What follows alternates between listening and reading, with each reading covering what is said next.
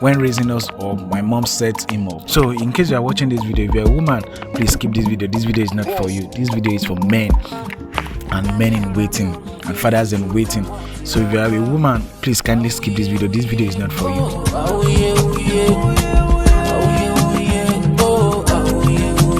Yeah, what's up? Good morning, guys. Because I won't be addressing the lady in this video. As you've seen in my thumbnail, the regrets my great dad and my grandfather and my father did as a father.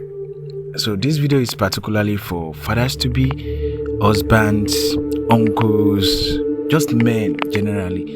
I'll be sharing with you the life regrets my dad shared with me. So we traveled down home and traveled to a village, and this particular night my granddad said, when I'm about, it's been long that my granddad has been saying it, that have you told me? So he was asking my dad if he had told me the lessons, if he had told me the regret, the secret. And I've always been curious. So my dad said, when I'm 30, he is going to share with me, or when I'm about getting married, he's going to share with me, or when he sees that I'm set for marriage, he's going to share with me the regret he had as a father, and which his granddad had as a father. So travel down home for December festive period here in Nigeria, here in Africa. We traveled down home to go and greet our loved ones, our granddad and all.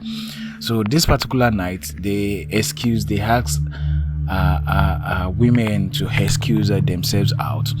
So in case you are watching this video, if you're a woman, please skip this video. This video is not for you. This video is for men and men in waiting and fathers in waiting. So if you are a woman, please kindly skip this video. This video is not for you. My granddad asked everybody to step out, so he called me. We have 5 in number: me, Tokbe, Sheye, Timothy and Toby. He called us and he was sharing with us deep inside about of what he did wrong as a father. So he said my mom set him up, as you've seen in that thumbnail. What this particular means is that he now explained a lot of incidents. Good morning, sir. He explained a lot of incidents that happened, that when he now grew up, he started regretting, started noticing it. So he called his so-called dad, which was my granddad, and shared these particular stuff with him. And my granddad said, oh, I want you to figure it out yourself. Maybe you can do it better. Maybe you can get it right. He doesn't want to teach my dad against his family, against his new home he is building. So he said that since this has been happening, since you notice this, I will advise that you share this with your son. If you are going to have your son, I'm going to advise you share with your son before he gets married, so he doesn't live long for this regret. So what's the regret about?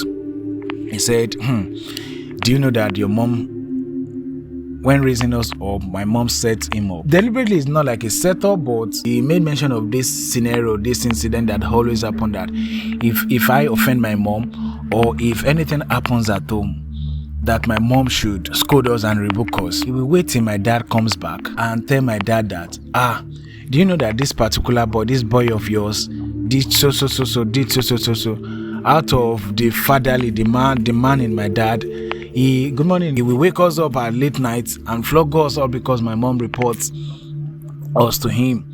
So it happens that we are being scared of our dad, that anytime my dad comes home, or if anything happens, then it's now flashing back to me that if anything happens, then that my mom says, I will report it to your dad. It always ring a lot of bell to us that we're always scared of our dad. So when we are growing up, the intimacy, the relationship between father and sons and kids are not there, because our dad happened. We see our dad as the wicked one. Why we say that we see our dad as the wicked one is that my mom don't beat us. It's always our dad. He flog us, he give us punishment. Once my mom reports to our dad, especially here in Africa, beating is just part of our therapy. Beating is part of our growing up. My dad will always be the one to flog us and all, not knowing that this will be a regret for him in the future. So he advised that night that if we are getting married and if any of our kids misbehave, the best we could do as a parent or as a father is that, we would give birth to this particular child, let us scold him together. That I personally as a father shouldn't scold the child and our mom should be watching. And funniest thing, what happened most of the times that he beats us, our mom will now be the one to come and beg, so sorry, or call me means my husband. Is he your dad? Sorry. Emma, no more. That means it's okay, don't beat him again. So we see our mom as the messiah, not knowing that it's our mom that always instigate that kind of punishment for our dad to beat us and for our dad to scold us.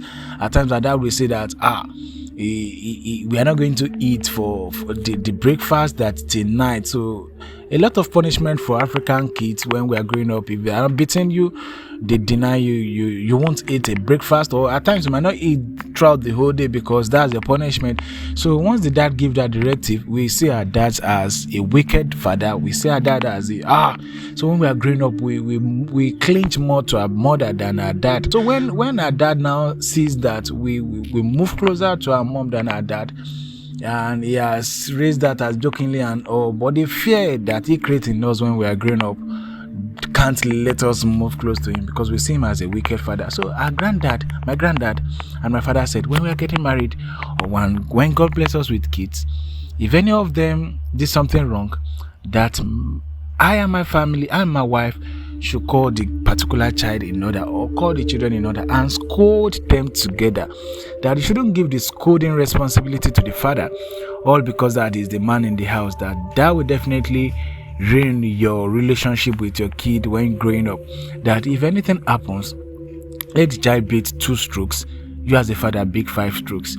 If it is so punishment, let the mother do half of it. Why you the father should do half of it?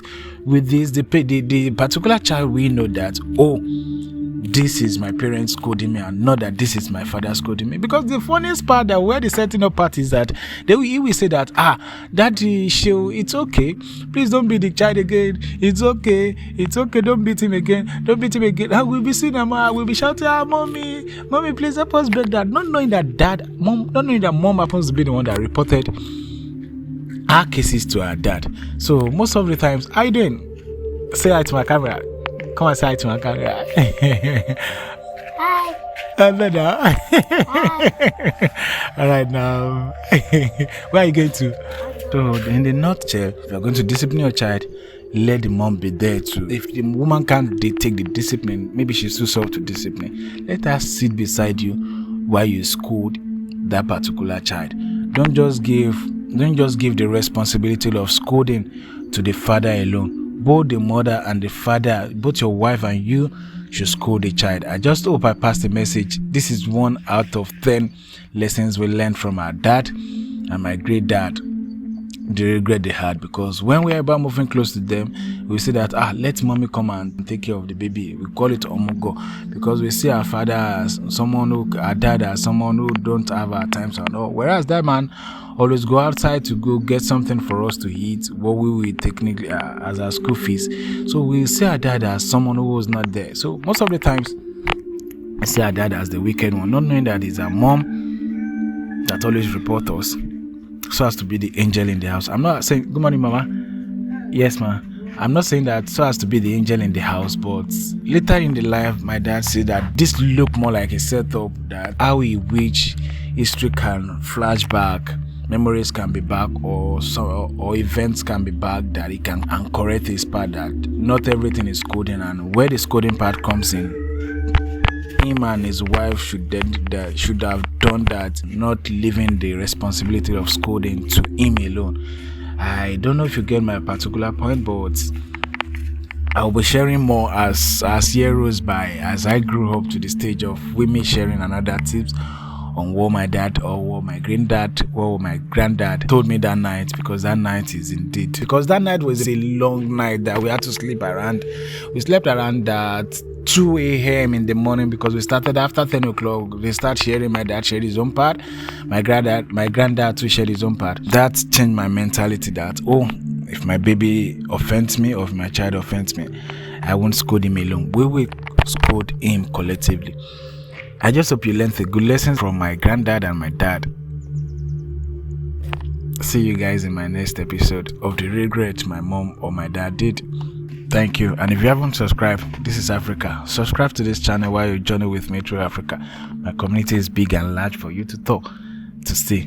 We are good people. We want you to explore with us how fine we are. I will live, I will eat, I will drink, I will festival, I will do a lot of things there in my community. Don't forget to subscribe, and I will share you more tips about Africa. Oh,